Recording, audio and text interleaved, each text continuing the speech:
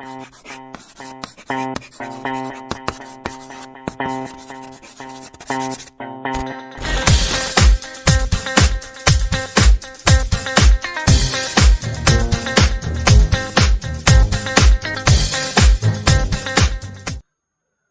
morning, good afternoon, good evening. Whatever time of the day you are watching this video, hi, this is Digan Purani.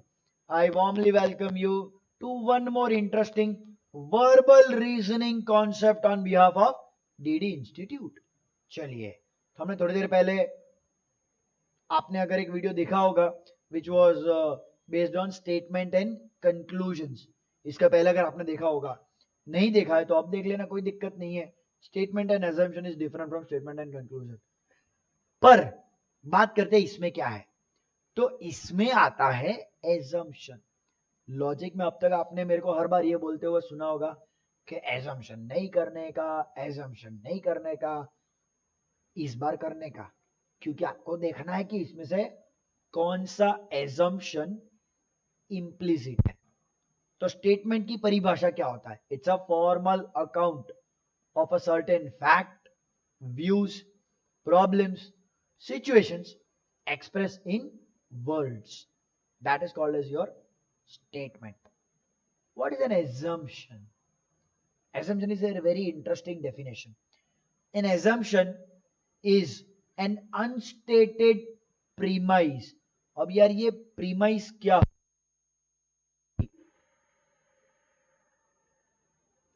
मुझे exact Hindi या Gujarati word तो premise का नहीं पता, pardon me for that. पर जिसके basis पे कुछ कंक्लूजन बन सकता है या कोई स्टेटमेंट बोलता है, कुछ होता है, उसको बोलते हैं प्रीमाइस. मतलब अगर मैं पूछूं या मैं ऐसा बोलूं, तू चोर है, what is the premise of your statement? Premise of the statement is कि मेरे हाथ की एक अंगूठी जिसमें 2 हीरे थे वो गायब है, और सेम तेरे हाथ में एक अंगूठी है जिसमें 2 हीरे हैं और जो कुछ दिनों तक तो नहीं थी, जब से गायब हुई है तब से वो तेरे पास से मैंने देखी है, तो तू ही चोर है. समझ आ रहा है? तो ये सारा प्रीमाइस था. ठीक है, that supports the conclusion. Both premise and assumption are unquestionable facts. मेरे हाथ में वीटी थी, हाँ. 2 हीरे थे, हाँ. तू कल तक नहीं पहनता था, हाँ. तूने कल से चालू किया, हाँ. कहां से आई? तो दैट्स अ डिफरेंट पार्ट. पर अब तक जितने स्टेटमेंट थे वो सब अनक्वेश्चनेबल थे, मतलब वो फैक्ट है. ठीक है, but assumption unlike the premise is not explicitly stated. मतलब क्या? ये मेरी ना अंगूठी खो गई, मेरी वीटी खो गई.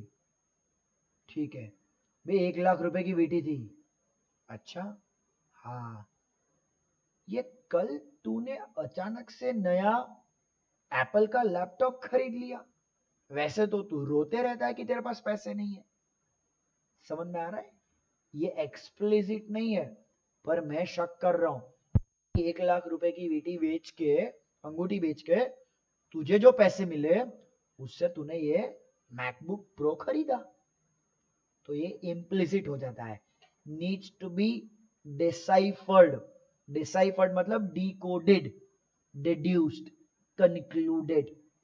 Assumption is something that is taken for granted in the context of the statement. ठीक है, मतलब वो होना ही चाहिए. That's a fact. What is the fact? कि अंगूठी बेचोगे तो पैसा मिलेगा. अब तूने बेची कि नहीं बेची, दैट इज एन assumption. ठीक है, अब समझते हैं implicit. Something that is suggested to be understood, not mentioned clearly, that is called as implicit. तो अब क्या करेंगे? बहुत सिंपल सी बात है. हम जो भी करते हैं ना, सवाल के साथ करते हैं. हम सवाल करेंगे और तुम्हें जवाब देना होगा. तुम्हें नहीं, लेक्चर को जवाब देना होगा. मुझे जवाब देना होगा, मैं दूंगा. चलो सवाल के साथ सीखते हैं. सवालों का सिलसिला. The Bandra Worli sea link took 10 years to be completed. From 2000 to 2010, statement का एक part, and is one of the longest over water roads in India. बढ़िया. Also known as Rajiv Gandhi sea link. The road was named after the respected former Prime Minister of India and is credited for reducing traffic. मतलब समझ में आ रहा है? Traffic reduce करने के लिए उसको क्रेडिट मिल रही है. किसको? राजीव गांधी को? नहीं नहीं नहीं नहीं नहीं, राजीव गांधी सी लिंक को. प्लीज इंग्लिश लैंग्वेज समझना.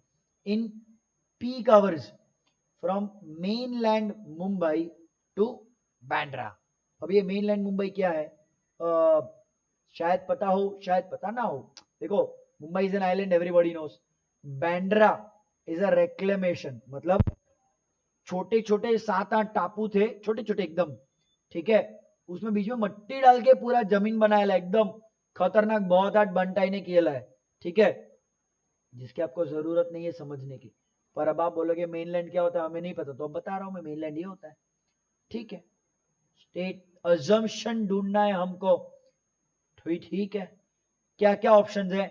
Assumption 1 is implicit, 3 is implicit, 1 and 2 are implicit and none are implicit. मतलब एक एक करके हमको सारे ही अजम्पशन देखने पड़ेंगे. पहला, राजीव गांधी डाइड. किधर लिखे है? फॉर्मर प्राइम मिनिस्टर बोला है. डज इट मीन दैट मर गए हैं वो? ऐसा तो कहीं पे भी नहीं लिखा है, तो हम अज्यूम नहीं कर सकते कि he died. Sea link takes over 10 years to be constructed. ये तो एक बार का किस्सा है ना, हर बार है, हर एक सीलिंग में इतना होगा जरूरी थोड़ी है. मतलब मान लेते मेरा इधर से 50 फुट का दरिया है, बस उसको पार करना है, तो उसके लिए 10 साल थोड़ी लगेंगे ब्रिज बनाने के लिए. तो यार ये गलत बात है, गलत एजम्पशन है. हर बार 10 साल होगा ऐसा जरूरी नहीं है. Mumbai used to be composed of different islands. अब ये मैंने आपको जनरल नॉलेज के तौर पे बताया था, पर अगर आप पैसेज को पढ़ते हो ना, तो मेनलैंड समझाने के लिए मैंने आपको एग्जांपल दिया था. इसका ये मतलब हुआ कि मेनलैंड का मतलब ही ऐसा होता है कि if an island is connected to a mainland, you have to understand कि some part of it is original land, mainland, and some part of it is constructed land, reclaimed land. ठीक है.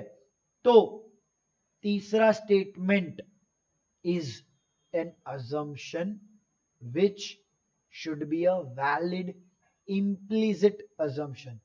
क्या भैया, बंबई जो है वो पहले अलग अलग टापुओं की बनी थी, और क्योंकि मेनलैंड मुंबई की बात हो रही है, सी को कनेक्ट करने की बात हो रही है, तो this becomes the implicit part. It is assumed that Mumbai used to be island because of the word mainland. बाकी हम ऑलरेडी डिस्कस कर चुके हैं. चलो आगे देखते हैं. ये थोड़ा कट कर लेंगे खांसी को. चलो अगले सवाल पे चलते हैं. One direction, a 2010s British boy band has been a hit even before their first song released. क्या बात है. All 5 boys were part of a singing competition and were brought together by Simon Cowell. However, recently the star decided to pursue their individual singing careers. ठीक, मतलब ये जो है ना, one direction एक बैंड का नाम है. It's an all boy British boy band. बहुत हिट था. पहले सॉन्ग के पहले ही वो रिलीज होने से पहले ही वो हिट हो गए थे. 5 बॉयज थे, सिंगिंग कंपटीशन में पार्टिसिपेट किए थे और उनको इकट्ठा करके एक बैंड बनाया था. अब वो खुद की अलग अलग करियर पे जाना चाहते हैं. Let us take assumptions. assumption 1 बोलता है one direction aren't a group any more. देखो, इंडिविजुअली अपनी करियर बना डजंट मीन ग्रुप तोड़ दिया, ऐसा जरूरी नहीं है. हाँ, तुम इंडिविजुअली जो करना है करो, हम एज अ ग्रुप भी बहुत कुछ कर सकते हैं। ठीक है, आगे देखते हैं। Simon Cowell can be credited for creating One Direction. ठीक है, अब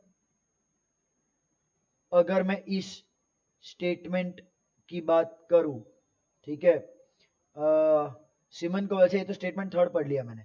सिमन Cowell can be credited for creating One Direction, ये एक्चुअली कंक्लूजन बन जाएगा रादर देन एन एजम्पशन। ठीक है, कैन बी क्रेडिटेड, तो ये तो क्लियरली लिखा गया है कि Simon Cowell he was the person who got them together, तो कहां इसमें इम्प्लिसिट हुआ, ये तो बहुत क्लियरली बोल रहा है। ठीक है, और एक और चीज आप ये भी समझ लो कि सिमन कोवेल ने क्या किया, सिमन कोवेल ने 5 लड़कों को साथ में लेके आई। उसके बाद उसने बोला था वन डायरेक्शन नाम दो, उसने बोला था म्यूजिक बनाओ, उसने तो सिर्फ 5 को इकट्ठा किया, ब्रॉट टुगेदर, ब्रॉट टुगेदर। फिर वो तो 5 को पसंद आए एक दूसरे, फिर उनने ग्रुप बनाया, फिर वो वन डायरेक्शन बने, तो उसको वन डायरेक्शन के लिए क्रेडिट नहीं मिलना चाहिए। स्टेटमेंट 2 देखते, the boys didn't know each other for a long time before they started the band. सही बात है यार, क्यों, जब वो सिंगिंग कंपटीशन आई तब ही तो वो मिले, तभी तो साथ में आए।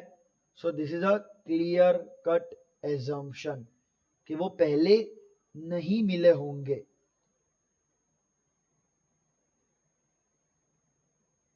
सिमन ने उनको इंट्रोड्यूस किया तो पहले वो नहीं जानते थे। Phil Hughes was an Australian batsman, may his soul rest in peace. ठीक है, आपका थोड़ा जीके होना चाहिए, आपको पता होना चाहिए ये सब लोगों के बारे में। Who was touted to become one of the best players in the world. Apart from his cricketing career, he was a great person who cheered up everyone around him. Let us understand what are the statements. Phil Hughes had died. अब यार ये मेरे को तो मालूम है, ये fact है, पर हम फैक्ट नहीं देखते, हम स्टेटमेंट देखते हैं। एक बढ़िया वर्ड है, he was a great person who was touted to become one of the best players in the world. समझ में आ रहा है? When you use past tense for somebody in this context, it clearly means that the person is no more. मैं थोड़ा of topic एक बात करता हूँ। यूएस में केस हुआ था मर्डर का, ठीक है, और न्यूज वाले सबको पूछ रहे थे, आजू बाजू वालों को, तो सब नेबर्स को पूछ रहे थे, सबने बात की कि लड़की अच्छी है ये वो। एक नेबर ऐसा था, वो हमेशा ये बोलता था she was a great individual, she was always happy, she never had any problems with anyone. ये सुन के ना इन्वेस्टिगेटर्स को शक गया उस पर, क्योंकि वो हर बार उसको पास्ट टेंस में बात कर रहा था, हालांकि तब तक वो मर चुकी थी, ये किसी को मालूम नहीं था। वो खुद क्यों उसको पास्ट टेंस बोला था, जब आप जानते हो कोई मर गया तो आप उसको पास्ट टेंस बोलते हो, नॉट अदरवाइज।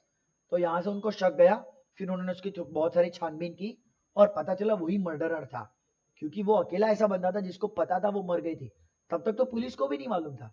ठीक है, so yeah such things happen.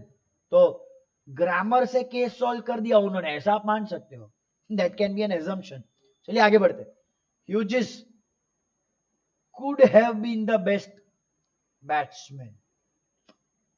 अब कुड हैव बीन का क्या मतलब है, ठीक है, was touted to become and could have been, there is a big difference between the two. could have been मतलब ये हो सकता था, ऐसा जरूरी थोड़ी, nothing comes with a guarantee। आज की तारीख में Dhoni who was one of the best batsmen today is not does not play that well, right? तो I can't completely assume कि वो बन ही जाता। ठीक है, statement 3, great people cheer other up. यार ये तो जेनेरिक स्टेटमेंट है, ये एजम्पशन नहीं है, बहुत जेनेरिक स्टेटमेंट है, गलत बात है ये तो। ठीक है, चलो, गलत मतलब वो जेनेरिक है इसलिए, assumption नहीं है वो। Leather industry is no doubt one of the most valuable industry, okay. with several products around us having a leather base. Okay, while it may look fashionable and cool, one mustn't forget that it comes with a price.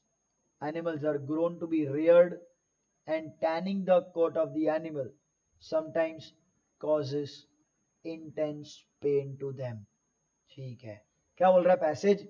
Leather industry is one of the most valuable industry, उसमें मेरे को कोई शक नहीं है। क्यों? क्योंकि इतने प्रोडक्ट्स आप देख रहे हो उसमें लेदर का बेस होता है। ठीक है, ऐसा स्टेटमेंट पैसेज में आ रहा है। बट कितना ही चाहे फैशनेबल या कूल क्यों ना हो, हमें ये नहीं भूलना चाहिए कि that comes with a price. ठीक है, not price of the leather. यहाँ पे प्राइस मतलब something a damage like of a sin. What is the damage? कि भाई प्राणियों को अलग से खास लेदर निकलवाने के लिए पाल पोस के बड़ा किया जाता है।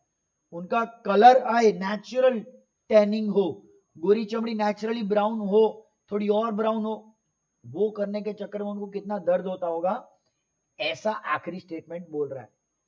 चलो असम्पशन पे ध्यान देते हैं। Leather industry is to be blamed for death of several animals. अब यार इसमें डेथ की कहीं पे भी बात नहीं चल रही, आप समझो जरा। ठीक है, टैनिंग के लिए ठीक है, पर डेथ मुझे नहीं पता। Death is a problem, so that is not an assumption. Statement 2 देखते हैं। Fashionable and cool people use leather products. Again see, fashionable and cool शब्द आए मतलब वो होगा जरूरी नहीं है। देखते हैं फैशनेबल और कूल किसके लिए यूज किया था। इट मे लुक सबसे पहले तो लग सकता है फैशनेबल एंड कूल, क्या? लेदर। पर इसका यह मतलब है कि हर कोई फैशनेबल और कूल बंदा लेदर वापरेगा? देखो यार, बहुत सिंपल सी बात है कि मैं खुद को फैशनेबल मानता हूं, बढ़िया सूट टाई ब्लेजर वगैरह पहनता हूं, पर मैं दाढ़ी नहीं रखता। हालांकि दाढ़ी रखना फैशनेबल एंड कूल है, पर मैं अलग टाइप की फैशन सेंस लगाता हूं। थोड़ी उसको आप ऑर्थोडॉक्स फैशन बोल सकते हो। आज की तारीख में orthodox fashion sense is that men should be clean shave. So that doesn't mean that all fashionable and cool people will keep beard. Yes, beard is fashionable and cool, but all fashionable and cool will not keep beard. That is what you have to understand. Hence, this statement is wrong.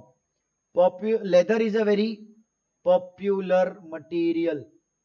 अब देखो statement 3 क्या बोलता है। Leather is a popular material. Leather is no doubt one of the best most valuable, उधर आ गया। ठीक है, तो वैल्यूएबल क्यों है? क्योंकि several products around us have leather. जब इतने सारे प्रोडक्टों में लेदर आता है मतलब लेदर पॉपुलर है। Statement 3 is a good assumption. I will mark option B.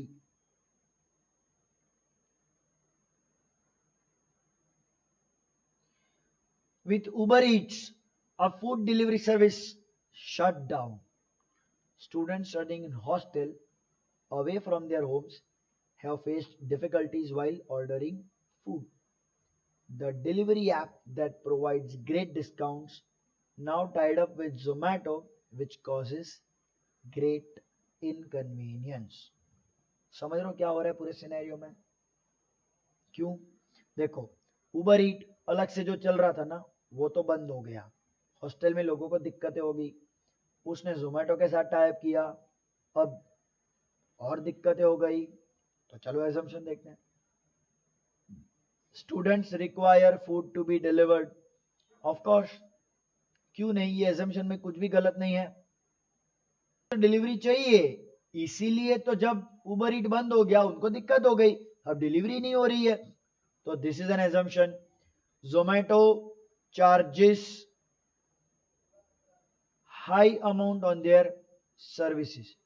ये देखो, the delivery app that provided great discounts now tied up with Zomato, which causes great inconvenience. समझो बात को, इनकन्वीनियंस तो हुई जोमेटो के साथ। कौन सी? डिस्काउंट मिल रहे थे ना, वो अब नहीं मिल रहे हैं। मतलब जोमेटो ज्यादा पैसा ले रहा है इनसे। जो उबर ईट ले रहा था डिस्काउंट के नाम पे कम पैसा ले रहा था, जोमेटो वो डिस्काउंट नहीं दे रहा। तो जोमेटो डिस्काउंट ना देने की वजह से Zomato is charging more. This is also an assumption. Students studying at home do not order food. ऐसा तो कहीं पे भी लिखा नहीं है ना. हाँ, हॉस्टल वालों को दिक्कत है, पर इसका ये मतलब नहीं कि घर वालों को दिक्कत नहीं है. तो third will not be an assumption. यार घर पे भी तो बैठ के आप मंगा ही सकते हो, प्रॉब्लम थोड़ी है. तो मेरा डी आंसर ऑप्शन हो गया. कौन सा? 1 and 2 हुए मेरे. 1 and 2 डी आंसर ऑप्शन हो गया. LOC Kargil is a 4 hour movie. हाँ सही बात है. And is one of the longest movie to be ever shown in cinema. Rahul is very excited to watch the entire movie at home and even rented the movie from a store nearby. मस्त है. दो ही sentence है, ज्यादा मगजमारी नहीं होगी इसमें, है ना. Rahul has 4 hours to watch the movie. बे यार तो ही तो मंगाएगा, नहीं तो क्यों. वो एक्साइटेड है, वो रेंट पे लेके भी आया, तो तभी लाएगा जब उसके पास समय होगा. नहीं तो मैं थोड़ी लाता, मेरे पास समय नहीं है. Rahul loves watching war movies. देखो, एलओसी पसंद होना मतलब जरूरी नहीं है कि सारे वॉर मूवीज पसंद हो, है ना. और उसको एलओसी पसंद है कि नहीं है वो तो देखने के बाद ही पता चलेगा. तो I can't assume statement 2. Rahul has a personal connection with the movie. ऐसा किसने बोल दिया आपको? कुछ भी. Only statement 1 is the assumption. किधर है स्टेटमेंट 1? ये रहा statement 1. Answer C is my answer. The picture plant is the carnivorous plant. Carnivorous क्या होता है? जो दूसरों को खा जाता है, ऐसा जंगली, wild, which Yeats insects when they sit on it. ऐसा देखोगे ना, ऐसा कटक करके खा जाता है. हाँ बस वही. The insect gets stuck on the plant after which it is taken in and consumed by the plant. Okay. Bigger ants residing on the pitcher plant don't eat these insects. क्या करे इस स्टेटमेंट का?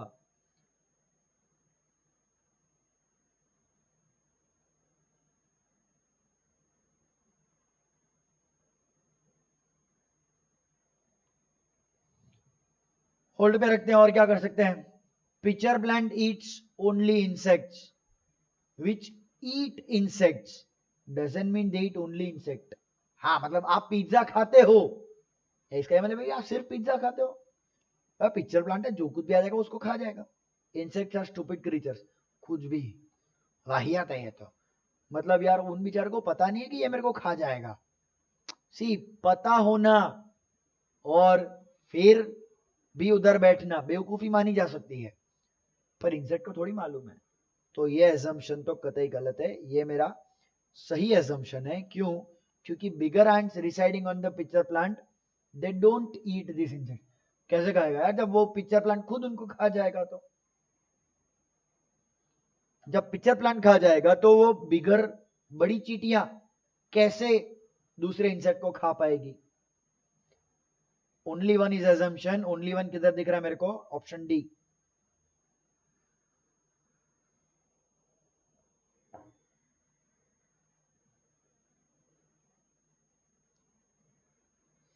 One of the most maddening conspiracy theories behind 9/11 was that a person had bought WTC towers just 2 months before the incident.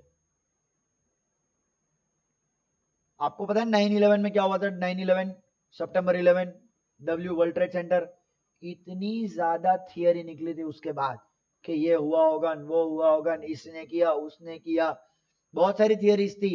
एक तो मैंने भी सुनी थी कि वो बिल्डिंग में बहुत सारा आरडीएक्स भर के रख दिया था उन्होंने, इसलिए वो बिल्डिंग सिर्फ 2 प्लेन के टकराने से ऐसा कड़ भूश होकर गिर गई. ठीक है. कुछ लोग ऐसा भी बोल रहे थे कि प्लेन ऊपर टकराया लेकिन आग नीचे से चालू हुई. अब इसमें से बहुत सारी क्या कुछ भी प्रूव ही नहीं हुआ. ओसामा बिन लादेन ने बोला अल हबीबी मैंने वो किया था, है ना. तो यस, मेनी थियरीज. एक मैडनिंग मतलब पागल कर देने वाली थियरी वो है कि 2 महीने पहले ही किसी ने दोनों टावर खरीद लिए थे. ले बढ़िया, गाजर मूली है ना, कि जाके खरीद लिया. He had breakfast every day except on the day of the event. He had also insured the building against terrorists. After the incident the man was paid billions of dollars in the settlement. कुछ भी है, मतलब सच में पागल करने वाली है। क्या है मतलब, 2 महीने पहले उसने टावर खरीदा, वो रोज ब्रेकफास्ट खाता था, उसने सिर्फ उसी दिन नहीं खाया, ठीक है, और उसने 2 महीने पहले इंश्योरेंस भी करवाया था और उसको बिलियंस ऑफ डॉलर मिल गए सेटलमेंट के नाम पे। क्या मजाक चल रहा है, ठीक है। तो कोई भी ऐसा बड़ा केस होता है, बड़ा कुछ कांड हो जाता है, तो उसकी ऐसी थियरीज निकलते आती है। चलो यार एक काम करते हैं, स्टेटमेंट पढ़ते हैं एक एक करके। हाँ, many insurance companies offer protection against terrorism. अब अगर इस स्टेटमेंट को सही माना जाए और जो हमारे को करना चाहिए हमेशा, तो वो एजम्पशन होगा कि भाई इंश्योरेंस कंपनियां टेररिज्म के अगेंस्ट इंश्योरेंस देती है। ये हो सकता है। The incident of WTC was planned terrorist activity. मेरा ऐसा मानना है कि ये फैक्ट हो जाएगा, ठीक है। पर वो तो मेरा जीके है, हम तो बोलते हैं कि हम कभी भी जीके लाते ही नहीं है, तो हमें तो दिए गए स्टेटमेंट को सही मानना है, ठीक है। और दिया गया स्टेटमेंट क्या है कि भाई वो उसको सेटलमेंट में पैसे मिले। अब अगर उसको सेटलमेंट में पैसे मिले होंगे तो वो प्लान्ड एक्टिविटी कैसे होगी उसकी, नहीं हो सकती। The man who bought WTC was a terrorist himself. ये तो मतलब अगर होता तो बिलियंस ऑफ डॉलर की इन्वेस्टिगेशन में पकड़ा जाता, तो उसको मिलता ही नहीं है, तो ये तो सीधा सीधा गलत हो जाता। तो मतलब only one is the assumption, only one is the assumption, ठीक है। हाँ,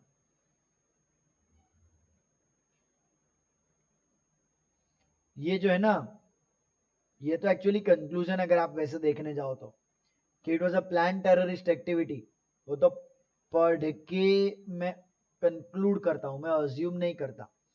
He had insured the building against the terrorist and he got the money. It means it was a terrorist activity.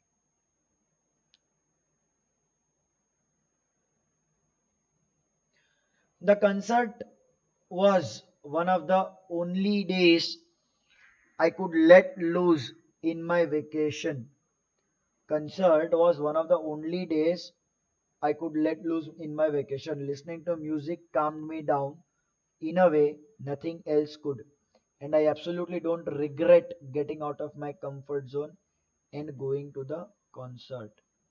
ठीक है, मतलब वो ऐसा बोल रहा है कि वेकेशन में एक ही दिन ऐसा था जहां पे मैंने खुद को जाने दिया, मजा कर ले यार, और वो कॉन्सर्ट था। क्यों?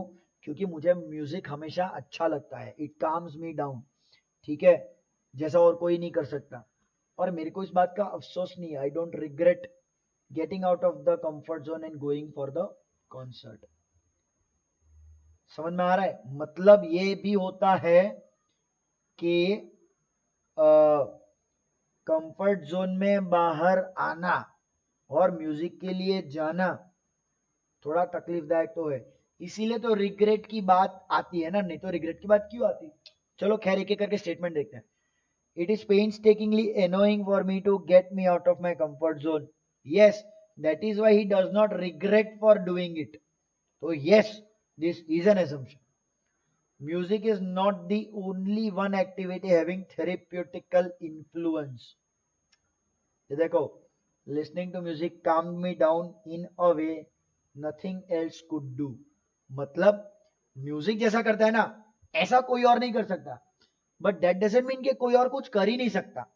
दूसरे भी थेरेपेटिक तरीके होते हैं, पर म्यूजिक उन सब में सबसे बेस्ट है, तो ये भी सही है। I was busy through out the vacation. भाई वही तो बात है ना यार, वो बिजी है, इसीलिए तो सिर्फ एक दिन वो थोड़ा टहलने या लेट लूज किया उसने, क्योंकि वो पूरे वेकेशन में बिजी है। ऑल थ्री आर इम्प्लिसिट, ये तीनों मेरे एजम्पशन सही बनते हैं। चलिए चलते हैं।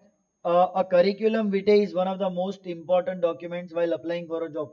It is what the employer will read first and get an understanding about you and your hobbies and your achievements. देखो यार, curriculum vitae most important document, सबसे पहले वो देखा जाएगा जॉब लेने से पहले। Achievement and hobbies are important part of curriculum, हाँ, क्योंकि करिकुलम वीटे में वही तो बोल रहा है वो, about you, about your hobby, about your achievement. तो ये एजम्पशन मेरा बनता है, ये मेरा एजम्पशन बनता है। Employer will not hire you without a curriculum vitae. अरे जब अकॉर्डिंग टू द पैसेज देखना चाहिए हमें, हमें कोई दूसरा एज्यूम नहीं करना चाहिए, ठीक है। इंटर्नशिप वगैरह हमें एक्चुअली एज्यूम नहीं करना चाहिए। तो हम क्या एज्यूम करते हैं कि curriculum Vite is one of the most important document, उसके वो सबसे पहला देखता है। अगर वो सबसे पहले करिकुलम विटे देखता है, उसके बगैर आपको कैसे हायर करेगा? तो करिकुलम विटे के बगैर आपको हायर नहीं किया जाएगा, ये भी एक assumption है। Everyone has hobbies but very few have achievement, ये कुछ भी है, ऐसा किसने बोल दिया? ठीक है, these are the few things which are part of your curriculum vitae. किसी में कुछ भी हो सकता है, ये तो कतई गलत है। किसने बोला? गलत है, गलत है, गलत। ओनली 1 and 2, ओनली 1 and 2 ये रहा ऑप्शन है।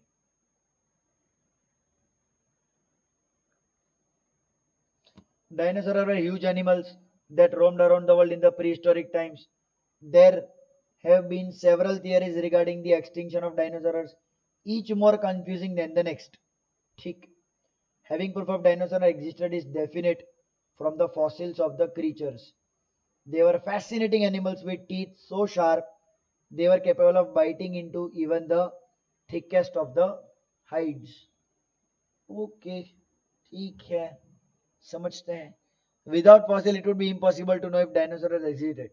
हाँ, फॉसिल के बारे में देखो क्या लिखा था, proof of dinosaur definite from the fossil, मतलब डायनासोरस है वो प्रूफ डेफिनेट हुआ क्योंकि फॉसिल मिले। तो फॉसिल के बगैर ये नहीं हो पाता, ये तो मेरा एजम्पशन सच है।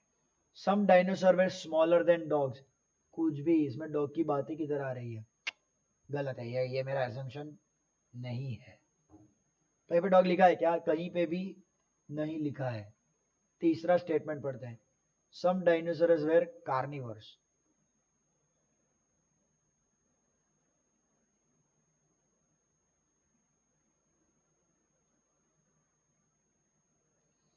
तो सम क्यों? कहीं पे लिखा है क्या वो क्या खाते थे किसी के बारे में?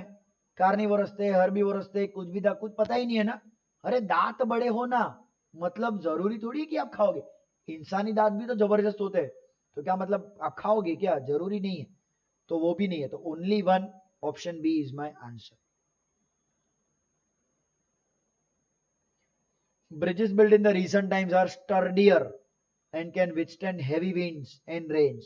ठीक, the number of repairs to be done on the bridges has reduced significantly following the thumb rules of engineering necessary for bridges to be built in such a way that they do not succumb to the forces of nature.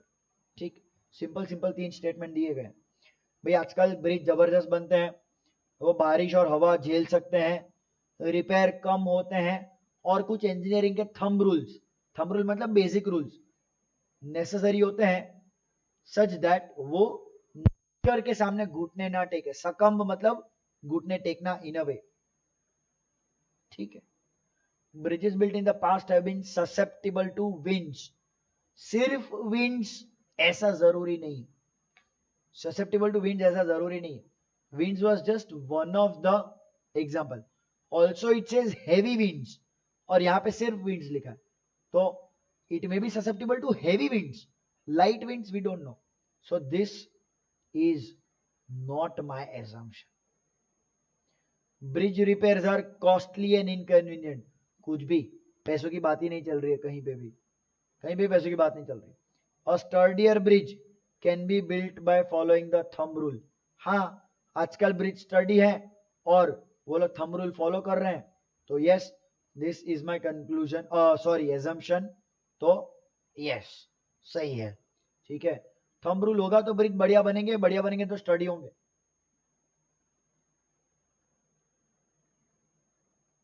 Rohini is on the strict diet and eats only vegetables to pursue her dream of becoming a model. ठीक है। She has been going to the gym regularly so that she can lose weight. Very good. And enter the category of models. पढ़ना वढ़ना होता नहीं आजकल किसी को, सबको modelling ही करना होता है. She wants to be in. ठीक है, बहुत मेहनत कर रही है लड़की, लेकिन तो मॉडल बनना बुरा थोड़ी है. ऐसा मैं तो खाली ऐसे ही मजाक कर रहा था. आप लोग बहुत सीरियस हो जाते हो बहुत जल्दी. If Rohini succeeds in doing, so she will take up a career in modeling. Otherwise she will pursue her teaching. बताओ यार, मैं भी अगर टीचर नहीं होता तो मैं सोच रहा हूँ मॉडल बन जाता. ठीक है, चलो फटाफट फटाफट ये कर लेते हैं. आखिरी सवाल है. Those who cannot become model pursue teaching. ये है कुछ भी बोल रहा है. मॉडल नहीं तो टीचर बन जाओ ऐसा. Rohini is just one example. You cannot generalize. ये हो गया out. To become a model one must hit gym regularly. कुछ भी. जिम तो अभी अभी बने, उसके पहले क्या अखाड़े में जाते थे लोग कसरत के लिए?